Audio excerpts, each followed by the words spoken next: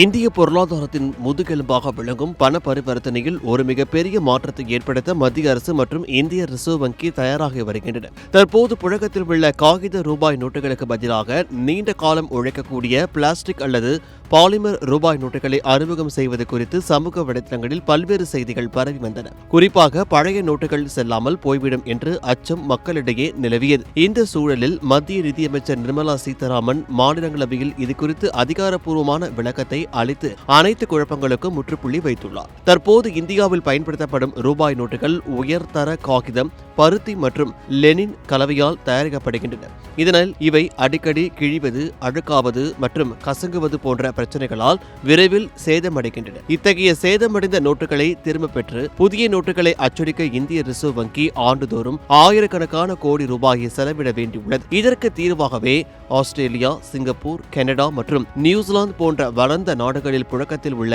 பாலிரோப்ளின் என்ற சிறப்பு வகை பிளாஸ்டிக் பொருளால் தயாரிக்கப்படும் பாலிமர் நோட்டுகளை இந்தியாவில் அறிமுகம் செய்ய திட்டமிடப்பட்டுள்ளது. இந்த பாலிமர் அல்லது பிளாஸ்டிக் ரூபாய் நோட்டுகள் சாதாரண காகித நோட்டுகளை விட 3 முதல் 4 மடங்கு அதிக ஆயுள் கொண்டவை. இவை தண்ணீரில் நனைந்தாலும் அல்லது அழுக்கானாலும் பாதிக்கப்படாது என்பதுடன் இவற்றை கிழிப்பதும் மிகவும் கடினம். எல்லாவற்றுக்கும் மேலாக கள்ள நோட்டுகளை தயாரிப்பதை தடுக்கும் வகையில் மிக உயர்தரமான பாதுகாப்பு அம்சங்களை இந்த நோட்டுகளில் சேர்க்க முடியும். நிதியமைச்சர் நிர்மலா சீதாராமன் அளித்துள்ள விளக்கத்தின்படி முதற்கட்டமாக 10 மற்றும் 20 ரூபாய் மதிப்பில் சுமார் 100 கோடி ரூபாய் மதிப்பிலான பாலிமர் நோட்டுகளை சோதனை அடிப்படையில் அறிமுகப்படுத்த இந்திய ரிசர்வ் வங்கிக்கு மத்திய அரசு அனுமதி அளித்துள்ளது.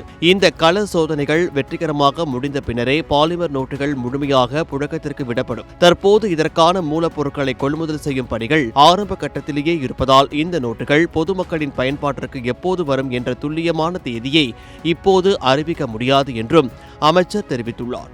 ஒருவேளை பிளாஸ்டிக் நோட்டுகள் அறிமுகம் செய்யப்பட்டாலும் ஏற்கனவே புழக்கத்தில் உள்ள காகித ரூபாய் நோட்டுகளும் செல்லுபடியாகும் என்பதால் பொதுமக்கள் அச்சப்பட தேவையில்லை.